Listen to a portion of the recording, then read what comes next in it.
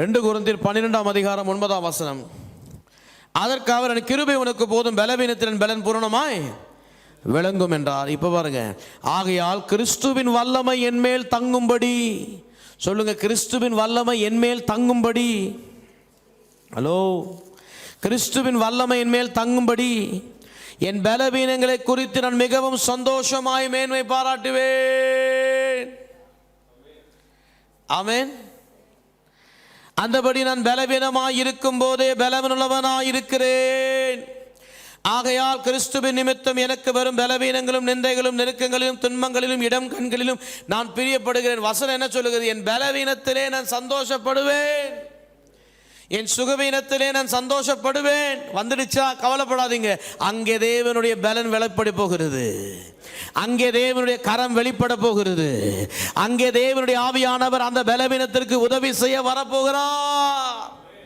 நீ எங்க பலவீனப்பட்டு இருக்கிறாயா? உனக்கு பேச வரலையா? கவலைப்படாத, பேச வைப்பாரு. மோசேக்கும் பேச வரல, பேச வச்சார் ஆரோனை வச்சு. சமைக்க வரலையா? சமைக்க வைப்பாரு. வேலை கிடைக்கலையா? வேலை கிடைக்க பண்ணுவாரு.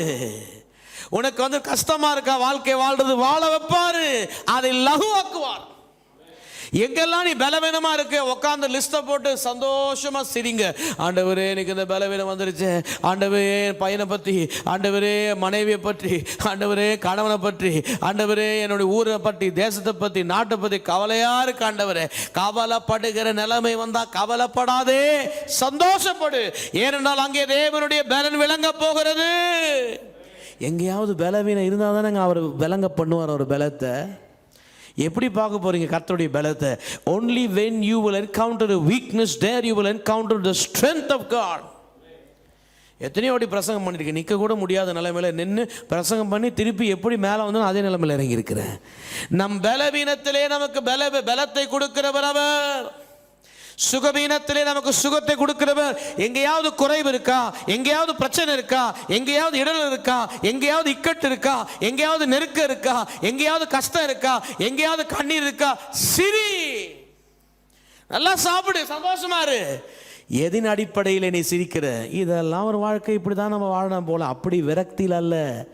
சில பேர் இப்படி தான் விரக்தியில் போய் வைன் ஷாப்பில் குடிச்சிக்கிட்டு, பாரில் உட்காந்து குடிச்சிக்கிட்டு, கடை ஓரமாக உட்காந்து டீ அடிச்சிக்கின்னு தம் அடிச்சிக்கின்னு இதெல்லாம் பண்ணுறதே விரக்தியில்.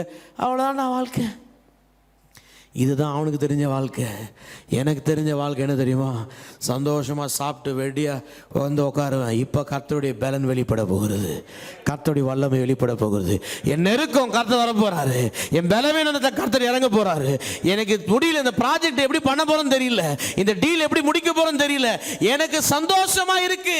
இந்த டீல் என்னால் பண்ண முடியல, அதிலே நான் சந்தோஷப்படுகிறேன். ஏன்னா கர்த்தர் அதை செஞ்சு முடிப்பார், தேவன் அதை செஞ்சு முடிப்பார். தேவ கரம் வரும், தேவ பலன் வரும், தேவ ஞானம் வரும், தேவன் இடைப்படுவார், காரியத்தை செய்வார். ஆமென். இதுதான் பரிசுத்த ஆவியானவர் நமக்கு என்ன பண்றாருங்க? பலவீனத்திலே உதவி செய்கிறாரு. எந்த பலவீனம் இருந்தாலும் உட்காந்து புலம்பாதீங்க. கிறிஸ்தவர்களுக்கு பிரச்சனையே இருந்தால் பலவீனம் தான் அழுகிறது, சிரிக்கணும். கர்த்தர் சொல்றாரு, அது ஒரு இடம். கர்த்தர் அவர் வல்லமை வெளிப்படுத்துவதற்கு உங்களுக்கு வைத்திருக்கிற ஒரு இடம் அது. It is a place where God can reveal His strength. வேலையில் உங்களுக்கு ரொம்ப ப்ரெஷர் வந்து டஃப்பான ப்ராஜெக்ட் சந்தோஷமாக எடுத்துக்கோங்க.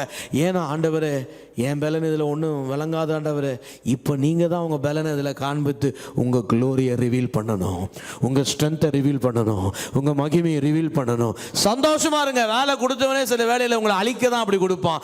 ஆனால் கர்த்தர் அதில் உங்களை பிழைக்க வைப்பார், உயர்த்தி வைப்பார், உன்னதத்தில் வைப்பார், ஆசீர்வதிக்க வைப்பார். ஏனென்றால் கர்த்தர் பலவீனத்திலே உதவி செய்ய வல்லமை உள்ளவர்.